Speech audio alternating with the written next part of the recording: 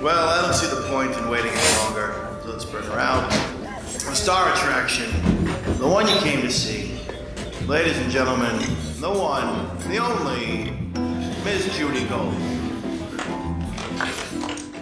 You started doing like the stuff in the alt comedy clubs, and then my God. is that where you met all your friends that you're? Yes. So is Yes. that where you met David Cross? Yes, I met him in LA. I actually met, I saw Patton in San Francisco, but we weren't friendly until, I'm trying to think of who else I saw in San Francisco. I saw Greg Barrett, Blaine Capatch. I remember when these guys started. Yeah. Yeah. Ron Lynch, I met in San Francisco. Oh, yeah. And I think it was, I want to say it was Blaine who was like, we're doing shows in LA. And I was like, okay. And I was done with college as far as I knew. I went to the graduation. I don't think I ever completed. And I got into a car and drove. What's that? Did your parents come? I think they did. Oh, that's so cute. Yeah. Okay. That is cute. Yeah, I love that. It was weird though. There's certain sections a lot of my life where I'm just like underwater. I'm the same way. And people come up to me and they're like, remember when we went to this concert and we didn't have the tickets? And I'm like, no. Oh my God. I just got reacquainted with an ex-boyfriend of mine. And at first it was really charming because like our memories are totally different and mine is terrible. But then he started going, remember this. And then later he's on the phone and he's like, well, you mean I remember. Like he was using it to say, I love you. Like he's better. Oh, right. Yeah. Like that's how I know you don't love me. I remember. So it's like, well, this isn't going to work. Right. So you're starting to hang out with all these cool people. Yeah. And do you feel like, okay, finally I'm in a group? Okay. And then all I wanted to do was these alt shows. That's all I wanted to do. And so how did you get on? You were on the whatchamacallit, the Bob and what the fuck it's called, Mr. Show. Yes. Right? Did you get on because you were dating David or? Well, I got fired because I broke up. I know that because you broke up. But I got on. I mean, yes and no. I think it's because I was funny and they liked me and I was around and I don't think it was him talking me in. I think I was sort of a fixture with all these guys. Right. And I did some of the live shows that they were developing. And I think I sort of stuck out in that way. Not like I was a mascot, but they had Jill Talley who had the chops of the improv. And I think I just brought some kind of like, hey, I'm a wacky. I think I feel certain. You weren't going by the rules. Like you were like going with the flow. Yeah. For whatever reason, they, I think it was, I don't even know if it was both of them. I don't even know how that happened. I just, all I remember is like hanging out and then just being a part of it and sort of being a part of it. And were you like, oh my God, I'm on a television show? Like, did you? Oh, I lost my mind. Like I was giddy. Like I just wanted to be around them. And like looking back on it, there was nothing for me really. It was all about them. It was just like these token parts, but I was like, oh, and like so nervous, like for my little parts, so nervous and so excited just to be there, like beyond, like over the moon. Oh, I like that. That's like when I did All American Girl and I got on that, and I got there and they had a director's chair with my name on it. And I was like, I'm calling my agent. I'm calling my mother. I'm like, oh my God, I have to, like I was free, and everyone else is like, cool. And like, I told this story the other day too, on a previous podcast that when I taped my HBO special with Janine, they gave us a watch. HBO gave us a Swiss Army watch. And I was like, oh my God, I got a Swiss Army. I still have it. She had the swag bag. We had these swag bags and she was like, oh, I don't need it. Just take it. She was like giving everything away. And I'm like, oh my God, I'm cherishing this for the rest of my, like, I was such a fucking nerd. So you got fired because you guys broke up. Yeah. That is, like, that's a hashtag me too. Yeah. I just now, I would say within the past year or two, is the first time where I had that thought of like, oh, I mean, I knew it was wrong at the time, but I didn't question it. And now I'm only now looking back and going like, you can't do that. Right. That's a job. Like there should have been some protocol of like calling, but it wasn't like that because it was their show. Nobody cared at the network if I was there or not. Like, what am I going to call Brillstein Gray and be like, hey, like no one gave an F. And all of those people, and it's only now that I'm sorting through the pain of that. I almost was like, well, I deserve it for breaking his heart. I mean, I didn't, but it's almost like I acted like, well, I'm shunned and nobody likes me. And I guess I'm not funny anymore and no one will talk to me. And he's doing, because at the time I broke up with him because to go out with another guy. And I did that thing that you do when you're in your 20s, like you overlap and you just feel like, I fell in love with another guy. I broke his heart. And it's almost like that was my penance. That was my punishment. But like, it's such a dick thing to do. It's such a dick. That's your fucking power. And it's so hashtag, it's fucking awful. And he played this card of like, I'm in so much pain, you know, like she hurt me. And everyone around him just folded into that idea of it. No one never picked up the phone, called me. I never had a conversation with anyone.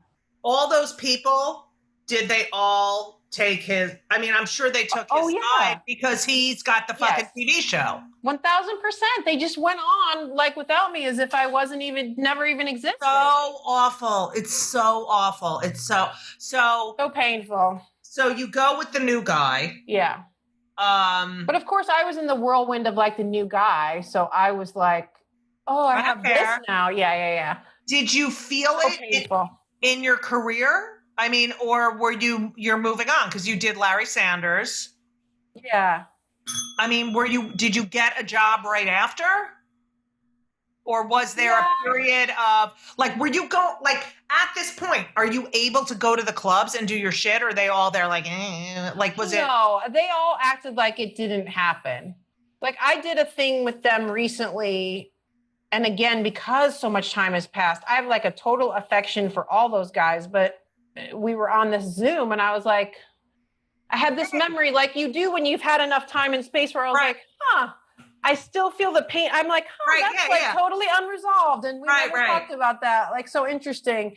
And then Bob said something to me like, and it was like a nothing moment, but he said it he made a reference to me as like Chloe from 24 and like moving on. I don't even remember what it was, but it was something where I was like, hey, like, I'm a person, like you know me. I don't know, for whatever reason, it like rubbed me like, oh, you're just going to refer to me as like my credit. Right. Because like, that's have all this history together. Right. Because now he can use that to bolster himself up, sort of, you know? I don't know. I don't know. Like if you had never gotten a job again, would you even be on that Zoom? No. Right. It's like, oh, all right, you made it. You did a part of it. Yeah, you actually were a part of this. Right. Fuck you fucks. I fucking fuck. So you then do the Larry Sanders show. You play Mary Lou. Yes. Such a great show. And you know what? In light of what we were just saying, I did okay work-wise. It wasn't with that group, but I wasn't really inside their writers' room or anything. And it ended up fine, you know, because Janine, I replaced her and my manager pitched me as the replacement for her. And that worked really well. And that was definitely like an amazing dream come true. So I had no complaints in terms of, I was, as you know, even more blown away by being able to step onto that set, you know. Right. And then what about how did you meet Karen Kilgariff, who I love? She's amazing. Through that same group. Actually, around that same time, we were all in the same group in LA just doing shows together. parties, shows, house parties. When you started, then, you're getting on TV, you're success. Like, were you ever like, oh my God, I'm like, you get on 24. I mean, fucking unbelievable. Unreal. Do you pinch yourself? Do you think? Yes. It wasn't until a solid 3 years into it that I was like, oh, I guess this is what I do now. Like every day of that 3 years, I was like, really? Like I get to do this? I mean. So I love that because there's so many people who are like, turn into cunto, fuckface, entitled, I deserve this bullshit, and I hate that. So you were working you did Girls Guitar Club with Karen, right? Yes. You were I heard somewhere that you were on stage and you straddled a guy in the audience. Oh, yeah, probably. Okay. So you're doing all this, but then when did you did you go into the regular comedy club? I mean, because you're like a name and they probably are like, you know how they are. They're like, oh, she's on a TV show. She can work here any fucking time. But I had a guy at the Laugh Factory. This was a good 7-8 years ago when I was getting back into actual clubs. Look at me. I didn't even know him and go, right. Why are you here? Is it a comic? Yeah, I don't remember who it was. He knew who I was, though. Why are you here? What does that mean? Even more so from someone that I didn't know because one of my peers wouldn't do that because they would. I had a girl, successful comedy store. This was 3 years ago. Say to me, yeah, I remember standing at the back of the room and I was like, we'll see what she does. But I've been around so long that I was like, I came to the Comedy Store in 94. Now, I mean, everyone has their own trajectory and is what age they are, but it was very interesting. And she sort of came clean on a podcast and revealed to me like that complete judgment from the back of the room. And, I had done so much alt, and it was like, I loved it so much, and it was really what I lived for. But then I was successful with acting, which was amazing. I never really gave it up. I just did like a storytelling show. You know what I mean? And then I got to the point where I was like, all right, either you're going to give this up or you're going to dig in a little bit more. And it was at that time, I would say about 7-8 years ago, where I started doing clubs proper, which I always felt was like a little chink for me because I was so out of my mind, like socially and just self-esteem. Back then, I was just talking to Kate Flannery about this. Oh, I love her. Yeah. She's the best. But back then it was like, everyone's writing their sketch packets. And I didn't even know. I was like, what's that? Like I didn't know to write a joke. I just knew I was like taking my essence and throwing it out on stage.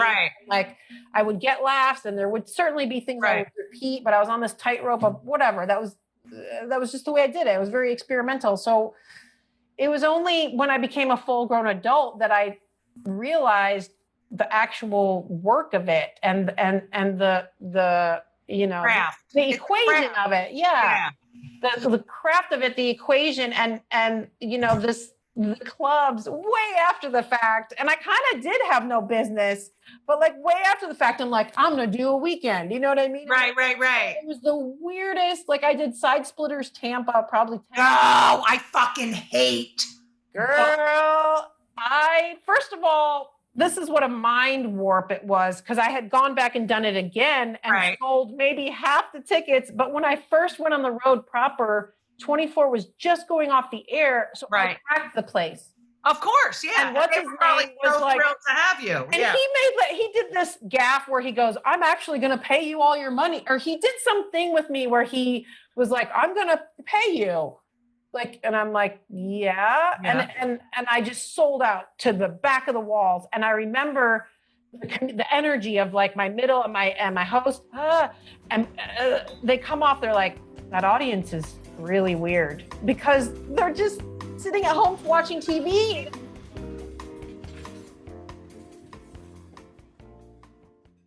Did you feel intimidated in those, like, because I still Absolutely. Yeah, I walk in a theater, a black box theater or a cabaret, and I'm like, oh my God, I love this. I still, when I walk in a comedy club and it's like 350 people, I'm just like, I just want to throw up. I want to throw up. Okay, this is like stunning to me because I feel like, again, my image of you, of knowing who you are, knowing your name, is that you're like the champ of, like you. Oh, but I do it and I do well, but it's like. You get scared? I get like, I can't wait till it's over. Do you know what I mean? Because here's the thing. When I go to a theater, I know what to expect. I know that they're listening, that they're like, people always are like, oh, what's the difference between doing theater and doing stand-up? It's like, in a theater, you have to keep their attention. In a stand-up room, you have to get their attention. And it's like, I don't want to fight. I don't want to fight anymore with, checks and wait staff and getting up and going to the bathroom and like, oh, I got a free ticket from a radio station. Like I just don't want it, like that kind of stuff. I'm done with that. I can do it. Yeah. I mean, I've been doing this since 1981. Like I started when I was 19. Like but I don't want that I feel like I don't want that anymore. I want to be able to. So that is really crazy to me that nugget of that feeling of those clubs never changed with all your experience, and you're kind of dominating those types of venues that you still, it never goes away. There was always a certain element that wasn't there to see me, or that saw me in one thing and thought, oh, like it's like you, like they saw you on 24 and they're like, oh, I wonder, I'm gonna, I don't know. I would do theater. I would do an off-Broadway show, like for 3 years or whatever, a one-person show in a theater, and I'd be like, oh my God, this is the most amazing experience, and I'd travel with it. And then I'd go back to the clubs, and it was just like, I don't want to fight anymore. I don't want to. It really is like combat sometimes, except there's certain clubs that it's not like that. But those chain clubs, like Side Splitters and Improvs and all, like they're just, people don't realize they are businesses, and they have a list of comics that they use, and they will. It just doesn't matter. It's right. And they'll set aside a comic for a comic who's on TV or a comic who has a lot of YouTube followers, they'd rather have a full room than a great show. You know what I mean? They don't curate the show. Like there were so many times, and I don't know if this is because I'm a woman, that I would get to a club on the road and they would purposely, make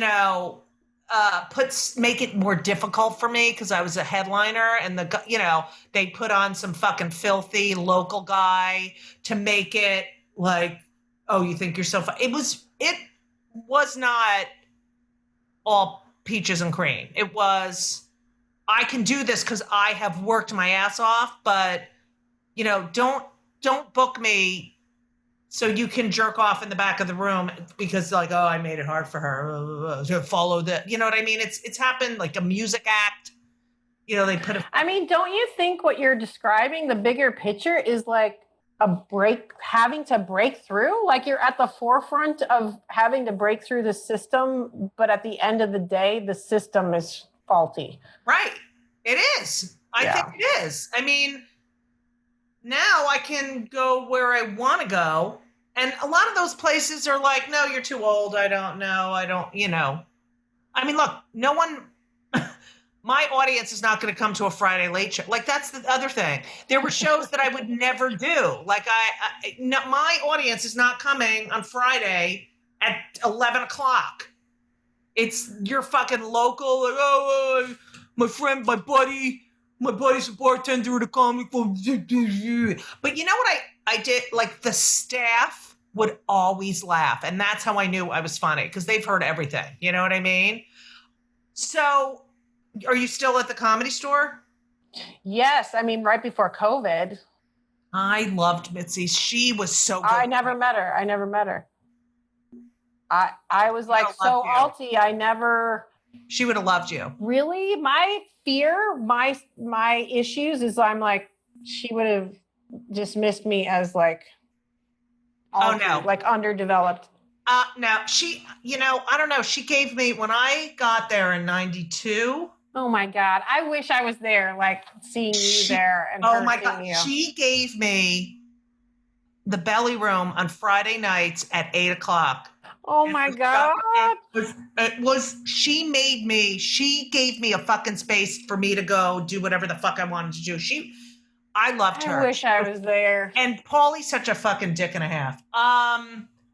Bitsy, Paulie, blah, blah, blah, blah. Any Jews we mentioned?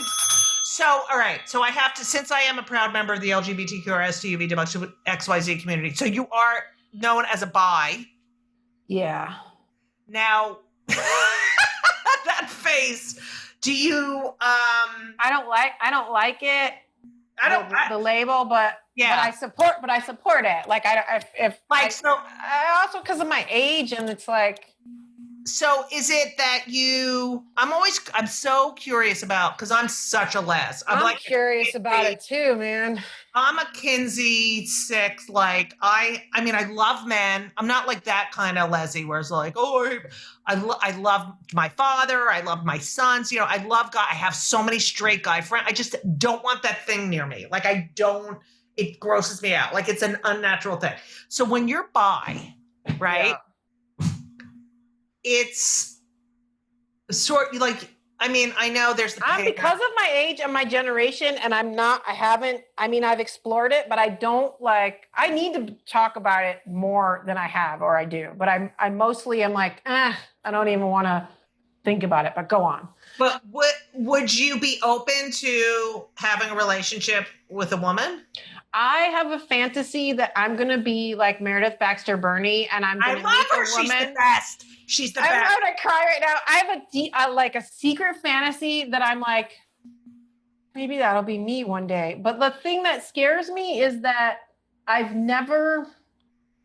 my most substantial relationship with a woman was very emotionally ugly, like not good. And so what scares me about me is that I don't know how, like I'm fascinated, not to the point of actually investigating it with any, but like the thought of how women are women together, because I also am perfectly happy, like in my marriage that just ended, the straightest guy. I loved him and I was like, yep, I'm down for this. And I never didn't want that version of him. And with the woman that I was with, the most substantial relationship, it was such a like fiery, and there were many issues where like she wouldn't let me please her, but then I would get scared of just my own sexuality, like the build of it, and like how I never was in a healthy territory with it. So my fear would be like, would I be able to sustain a relationship with a woman? And I think that maybe speaks to like the bi of it.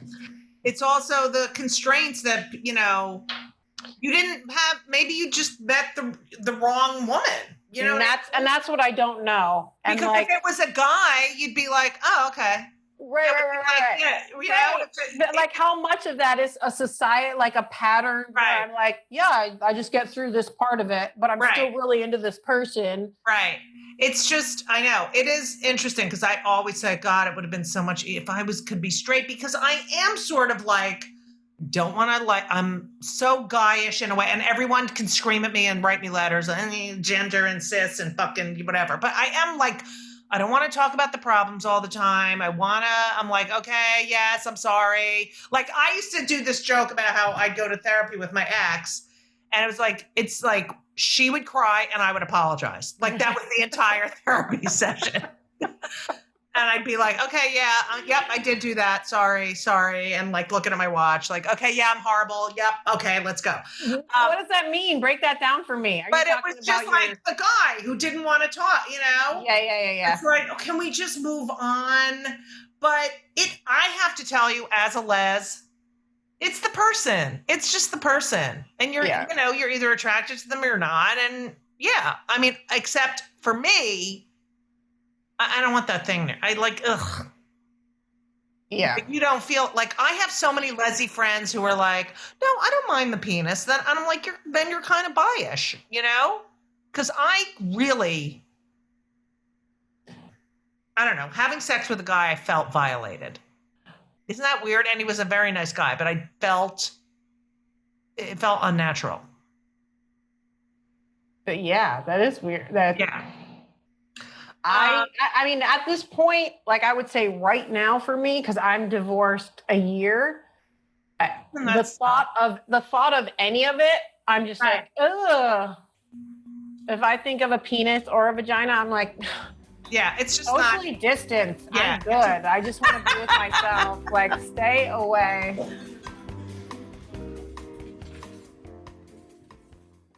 By the way, I thank you for doing this because you're a delight and you're funny. You are. No, you are. And I want to work with, I want to do a show. Like, I wish, yeah. Oh my God, let's do a show in a theater. How fun. How fucking great would that be? And we're not calling it like Girls or fucking shit like that. Okay? I'm not fucking doing that.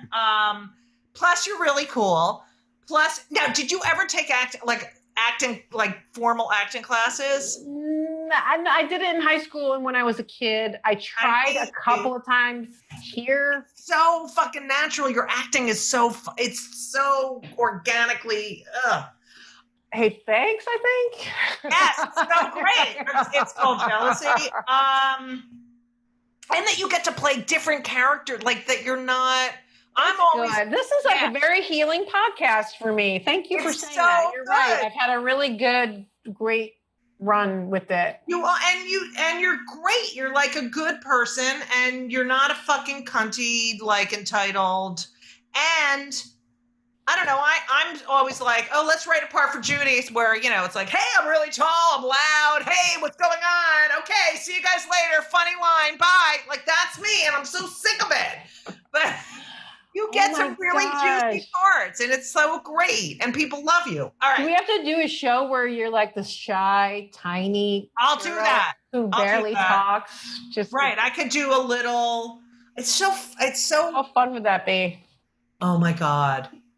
I'll be the aggressive one, and you'll be like, yeah, you won't be funny at all. You'll be. No, I'm sorry. No, I didn't mean it. I love her. Okay, so I asked my guests 2 questions. All right, ready? Because we're very pro mental health, because I have major anxiety. I've had a clinical depression. I should go talk about my sexuality privately. I feel like I blow it on podcasts. I should go mental health, talk about my sexuality, because I'm real. I feel like if I speak about it, I'm about to mess up and say the wrong thing. Oh, that's because of this fucking society that you can't say anything anymore. But okay, go on. Questions. But you're an ally. You're a B. Okay. What do you do for your mental health? And have you ever been on antidepressants? I've never been on antidepressants. I'm kind of against it. You are? Yeah. For why? I mean, I'm on so many, but why? Because I feel like I should I feel like I should work my way out of whatever. Is it? But if you have a friend who's like, I'm taking this, are you like judgy? Oh God, no. If it works, I'm like very happy. I had a conversation with my dad years ago where he never, the only part of that I don't like, and this is not you. Years ago, he's like, yeah, they give me a pill and my brain's better. And I'm like, well, do you have any therapy? Like, this guy doesn't talk at all. So he had that just prescribed to him as if it was, Tylenol or something with no discussion or there was no wholeness to it of the whole person.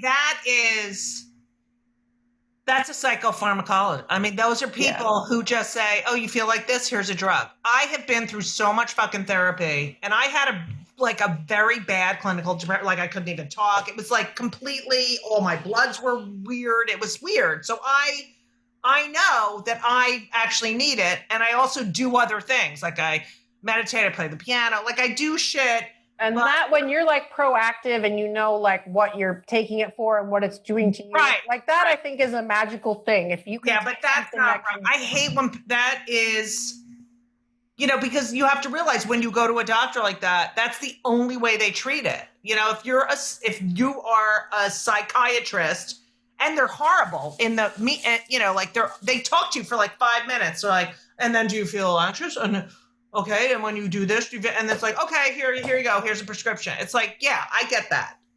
So, but it helps people who have fucked up brains. Okay, here's my other thing. Okay. Ready? I name the podcast Kill Me Now because I literally, everything pisses me off. Like I hate everyone, but I love everyone too. Okay.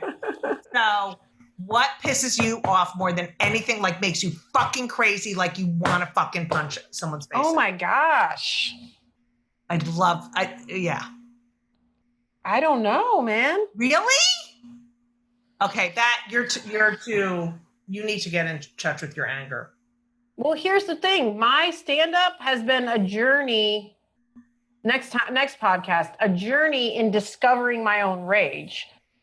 I definitely have a lot of hatred for people all the time. Okay, here's just a little one. This isn't good enough. No, they're all. It's just when a pedestrian tells me to go ahead and I'm in the car and they're like, "Oh, you go." I'm just like, "Oh, you're gonna fucking tell me in my car when to go? Like, fuck you. Go ahead."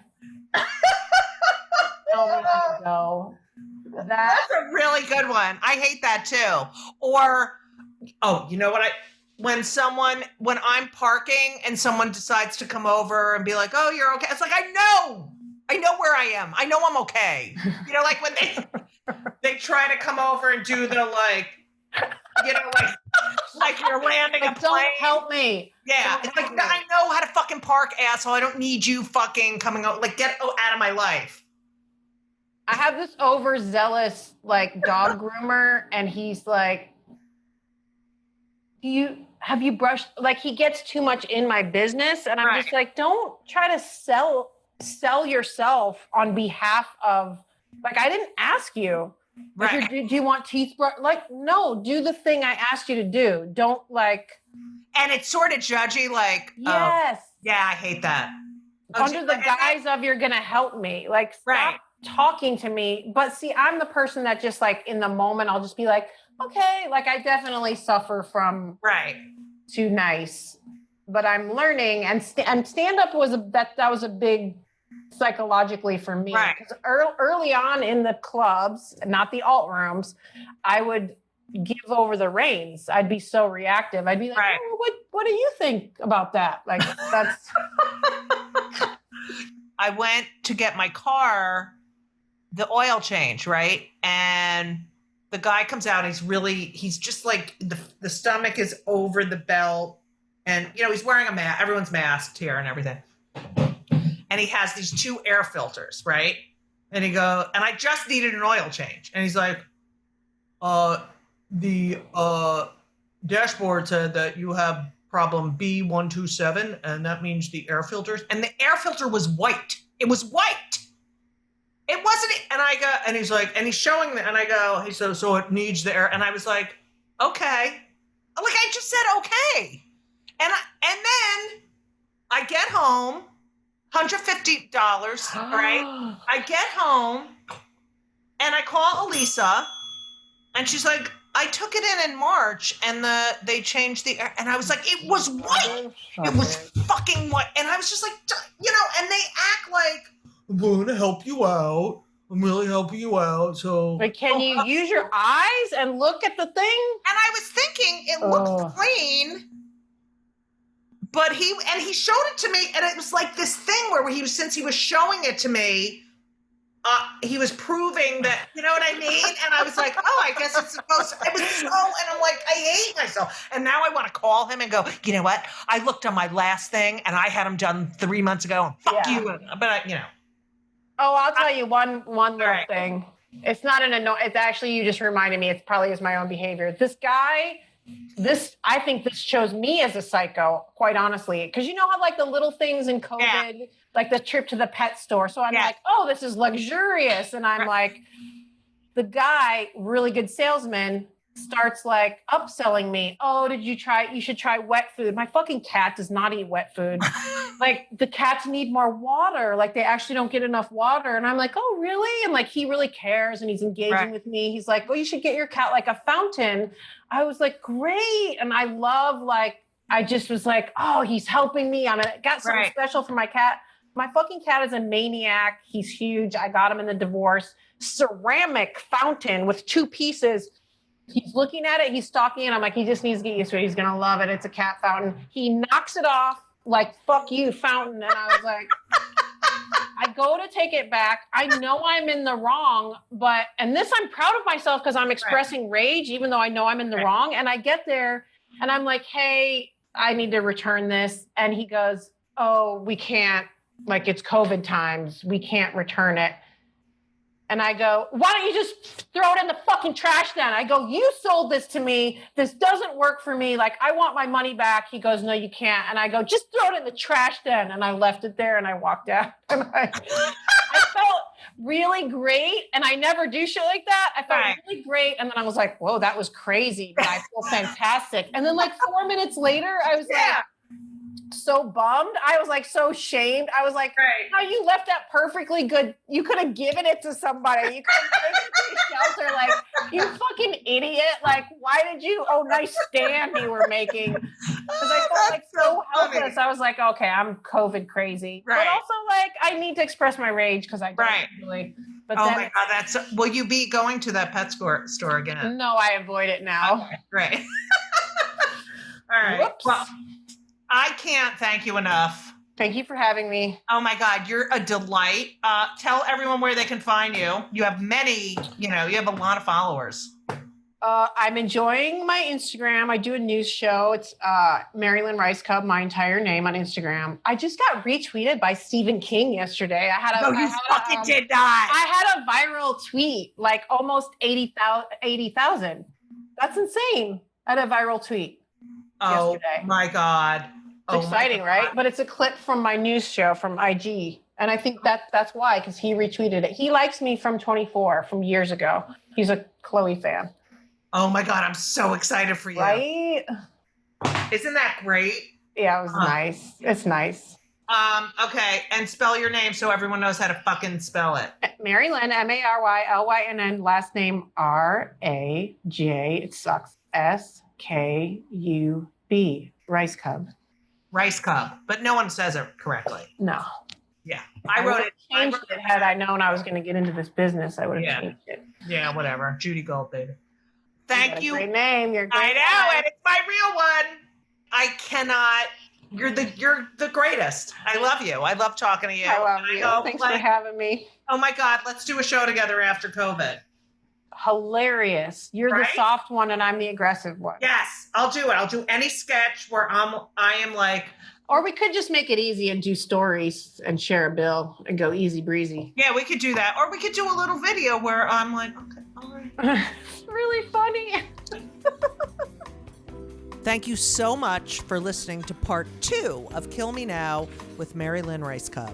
If you like the show, make sure to subscribe and leave a review. It helps more people find this amazing podcast. 5 stars only, please. And speaking of 5 stars only, you can get my book. Yes, I can say that. When They Come for the Comedians, We're All in Trouble. Anywhere you get books, even an audiobook by me with my annoying voice. It's out there. There have been some haters who have been giving me 1-star reviews on Amazon. So if you go there and write 5-star reviews, that will undo the harm to my ego of the 1-star reviews that have literally, like, there's, it's either 1 star or 5 star. That's how good my book is. I got mentioned in the New and Notable for New York Times, and it's just been a wild ride, and I would love for you guys to read it. Yes, I can say that. When They Come for the Comedians, We're All in Trouble. So it would really mean a lot to me if you would check it out. Also, make sure to follow me on Twitter and Instagram for all upcoming virtual events, shows, dates at Judy Gold. JEWDYGOLD, because I'm a Jew and I'm I'm made of gold. So thank you all for listening. I hope you're all safe and well. And as we always say, so long. And everything was wonderful. I'll see you soon. Thank you for the visit. So long.